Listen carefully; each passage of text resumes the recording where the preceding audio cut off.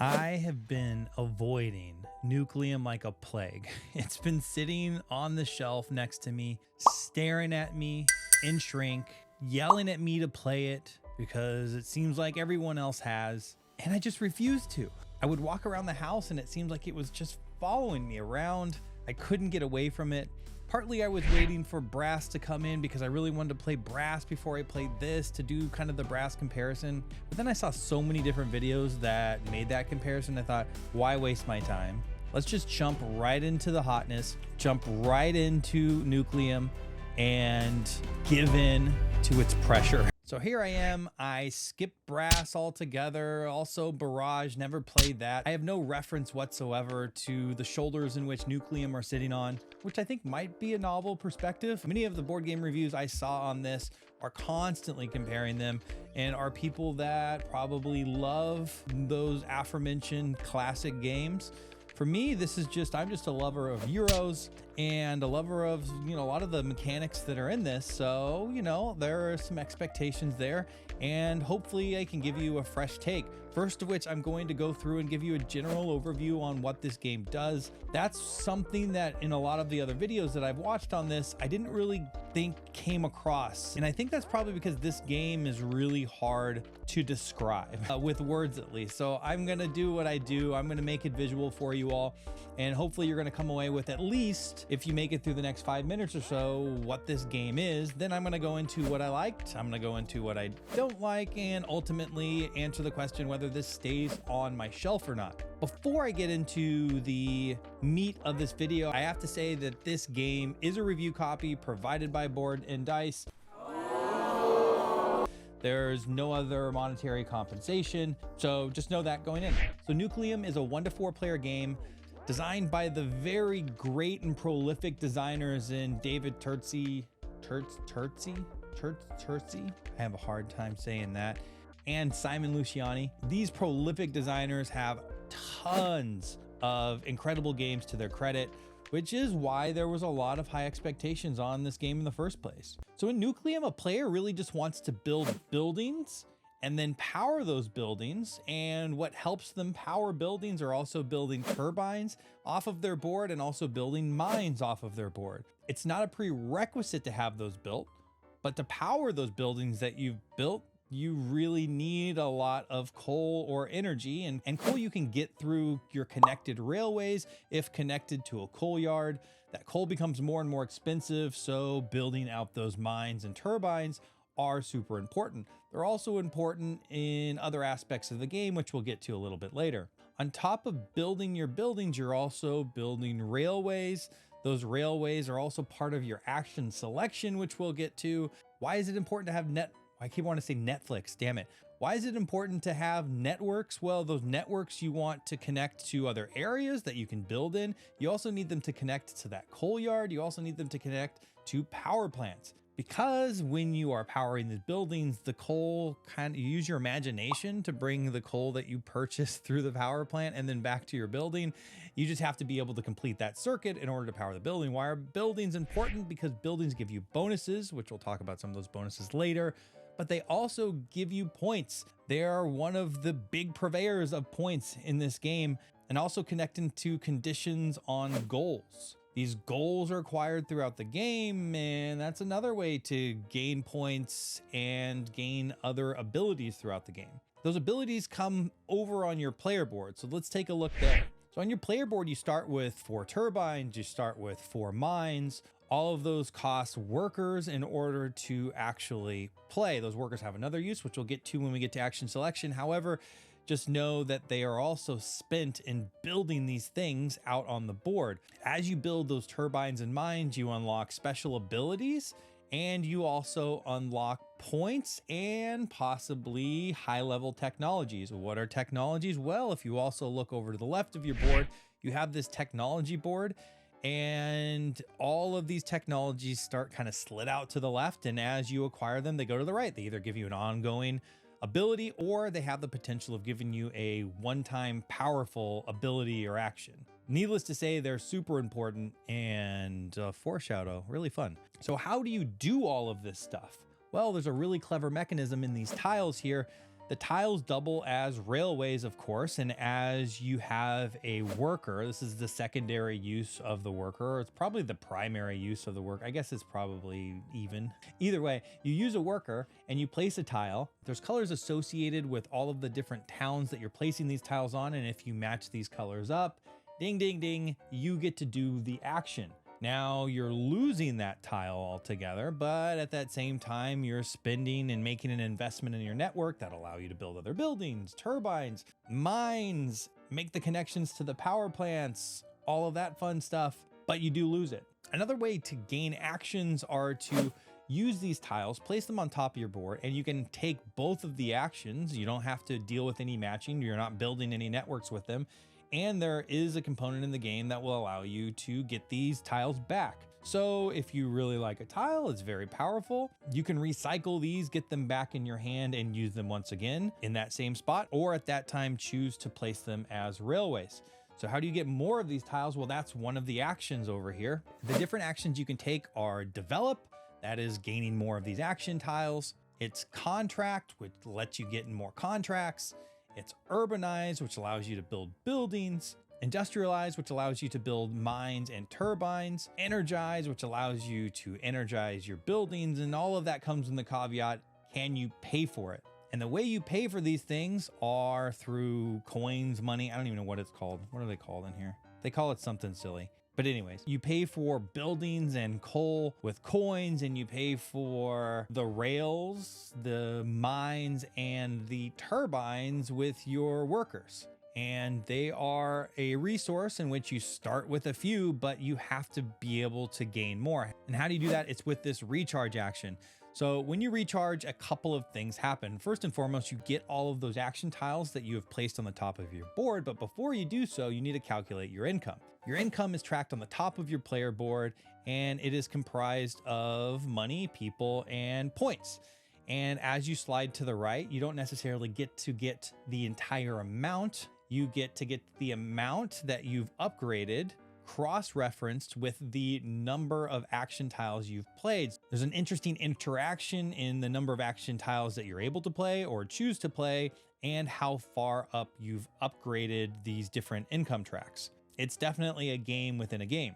And as you're building buildings, energizing them in a few other ways, you're collecting achievement tokens. And during this recharge amount, you add up the achievement tokens you have, you turn them in, and you go up this track on the left-hand side that qualifies you for a multiplier related to a goal at the end of the game. And also, if you're the first person in that section, you get to place the Nucleum in a power plant of your choice. That's important because those Nucleums, along with turbines, are needed to process, what is this stuff called? Is it uranium? Let's see, what was this called? Come on. I was right, uranium. So you're trying to process the uranium with the nuclear plants that have the Nucleum, the namesake of the game, in them. Why is that important? Because those are worth 2 energy, where coal is expensive and worth 1 energy. It's a way you gain efficiency and power those really expensive buildings. The buildings can go up to what, like 12 power. So that is a lot, and you're not likely to have enough money to be able to pay the ever increasing cost of the coal, which it continues to go up. There's a little bit of an economic simulation in supply and demand. As you buy or your opponents buy more coal, the price of the coal goes up. So the importance of the uranium and being able to process it all at the same time is important, because when you pick to energize, you have to choose one power plant to process things through, and it can be a combination of coal and of uranium. However, each piece of uranium can be processed on one turbine and or one nuclear power plant. Whew, there's a lot here. So we talked about the recharge. You have all of your tiles back, and then you rinse and repeat. The game ends when there's a bunch of different kind of conditions that happen in the game, things running out. I don't know, I won't bore you with it. The game naturally comes to an end when a certain number of triggers are hit. People get extra points for those triggers, but that really doesn't matter that much. I think that's the game. I think that's it. Honestly, that's sort of intense. So first, let's talk about the things I liked. And action selection is awesome. I love multi-use cards, and I think I think a lot of people do. Like this idea of having an ability to select an action and or do something else with it. The action tiles have 2 actions associated with them, so it typically feels pretty good when you play them. It feels even better when you're able to lay them out on a board and activate both actions because you match them up properly. Yeah, it's just a good feeling. The mental space taken up by managing these action tiles and choosing whether to put them out on the board, or you really like that action or that combination of actions, so you really want to play it on top of your player board so you can play it again. Or is it time to go and get more of those? Or there's a really juicy one that's sitting up in the market that you really want, and you don't want your opponent to have. There's so many different dynamics that one action selection introduces, and it's actually really simple, right? You're just choosing whether to play it as a rail and matching colors, or you're playing it at the top of your board and just doing the action and following the instructions there. The nuance and complexity, it comes in the interconnecting mechanisms, not necessarily the implementation of the game, if that makes sense. Another thing I like are the asymmetrical technologies and starting tiles. Depending on if you choose A, B, C, or D, you get a different set of these technologies, you get a different set of these starting tiles, so everyone is starting from a little bit of a different place.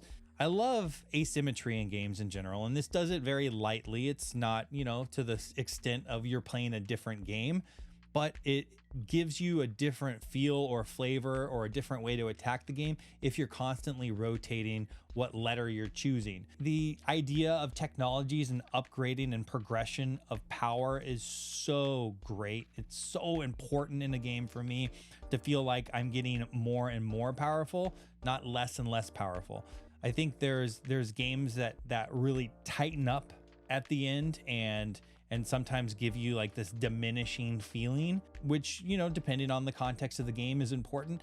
But in this instance, it feels like you're able to accomplish more and more, especially when you are acquiring more and more kind of bonuses as you're performing these different actions, and that they might just be different than your opponent, which gives you this idea that, you are it makes you feel smart, at least. Like, it makes you feel like you've got one leg up on your opponent and the playing field is no longer even because you decided to upgrade a particular technology.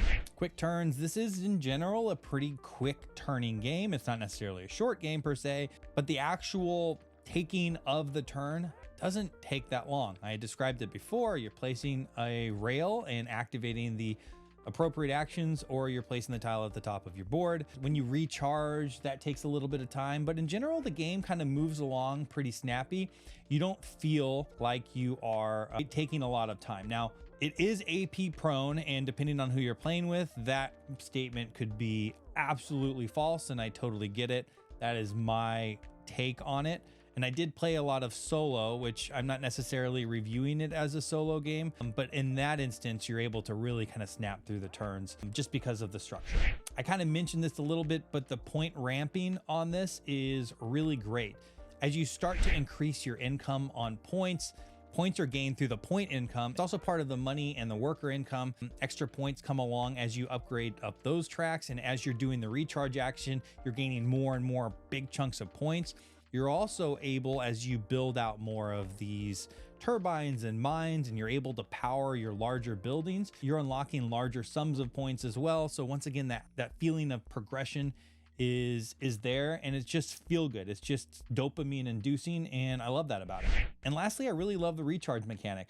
I love that it's not automatically triggered, that it is a conscious decision, that you're balancing this decision on, have I played enough tiles at the top of my board to be able to maximize my income? Do I have enough achievement tokens to go up far enough on the achievement track to get to the next level and unlock a multiplier on a new goal? There's a lot to think about whether you take that turn or not, and it also feels good because when you do, you get all the stuff. You get, if you've upgraded your board enough, you get a bunch of coins and a bunch of new workers and also a bunch of points. So it's a feel good action, not just like a typical game reset that feels like a lost turn. All right, so now not everything is rosy here in is this a town of Nucleum? I don't know. That's the point. What is this? Like, I don't know. I sat down with my wife to play this, and she literally immediately fell asleep. Like I couldn't really explain what the theme was. It's an alternate timeline, you know, you're building a city and trying to power it, but it just didn't hit for me. The art didn't hit for me. The board isn't screaming, come play me. I think the art feels like a dry Euro. It's a little bit brighter, especially compared to something like Brass that uses 50 shades of black to color their board. So I guess compared to that, it is certainly an improvement, but the art and the theme just didn't do it. It is a Euro, and Euros aren't really, you know, known for their theme implementation, but here it just, you know, if you have a game group that really values the art and the theme, I don't think this is gonna get them really excited. At least it didn't with mine, which left me to play it a lot solo. So, you know, I don't know. I think if I were kind of skinning this game with the exact same mechanics, I'd use something like a Food Chain Magnet 1950s era, or even like the Fallout Pip-Boy type art style, and pasted it on top of here. I think it would be much more appealing. When I looked at this board on, you know, countless reviews that I had watched or just pictures on BGG, I didn't know what it was. So I think it's, to me at least, my subjective take on theme and art, which this is a totally subjective take, doesn't do it for me. The other kind of critique is this game isn't one in which that it's super apparent what to do when you start playing. Now, this is kind of could be a critique in a lot of games that, you know, you and I probably play, where there's a lot of interconnected mechanisms and a lot of conditions that need to be met to achieve your goal. It's not a linear path, which may leave a few people in your game group to really be lost in the early part. And that, combined with the uninspiring art and theme, made it tough for my number one gaming partner, my wife. She plays plenty of complex games that have a lot of interconnecting mechanisms, but in this particular instance is just, she kind of looked at it blankly in the beginning, and it just took a while. I almost lost her there, I have to admit. But I will say, now that I've played it a number of times and it's almost become completely intuitive, you know, that critique kind of fades away after time. The solo mode also, in the end, is, I don't know, now it feels pretty intuitive and straightforward, but there's a lot of conditions that you're checking to be met. My first game with it was honestly like 3 hours. That may just be a me problem once again, but it didn't come to me easily. Now I can fly through it.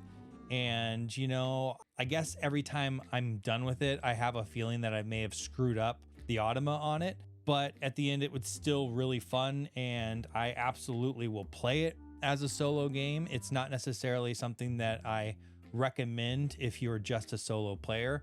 I think it's a great way to get to know the game before you go and try to teach it to your game group, though. Totally serviceable, very fun, and still engaging. Now, the big question: will this stay in my collection? Is there room on my shelves that don't have any shelf space for this game? I think for now, I am going to keep it. There's an expansion coming first and foremost, and I think I'm excited to see what that brings. I also have to play Brass. You know, I have it sitting on the shelf. It's another one that's stalking me, staring at me, asking me to play. Now I have even less confidence that I'll be able to get it to the table with my wife, especially with the 50 Shades of Black. You know, the art and theme on that is not inspiring either. However, I need to play it, and I probably need to make that comparison, at least for myself. But in the end, I really enjoy a lot of the mechanics. I really enjoy the action selection, the ramping of the points, the feeling of being powerful. I think it's a really great game, and take that with a grain of salt. I don't have the reference like most people with Brass and Barrage, and you know, I may be missing absolutely spectacular game in Brass, the number one game overall, and my take might change considerably. But right now, on its surface, it's really fun. It's one in which I can't really stop thinking about right now. It's kind of dominated my brain over the last 6 or 7 days. I'm excited every time I sit down and play with it to see what I can do and the technologies, and with kind of the new asymmetry that I'm dealing with in that particular play. And this is Other than Voidfall, this is probably the Euro I've played the most solo. It's typically not the type of game I enjoy solo, and I think it's been really, really fun. With that said, if you made it this far, I really appreciate you staying. This was a really tough game to describe and assess for you all. If you've appreciated what I said, throw a like and a subscribe maybe. I don't know. Other than that, I'll catch you next time. Have a great day.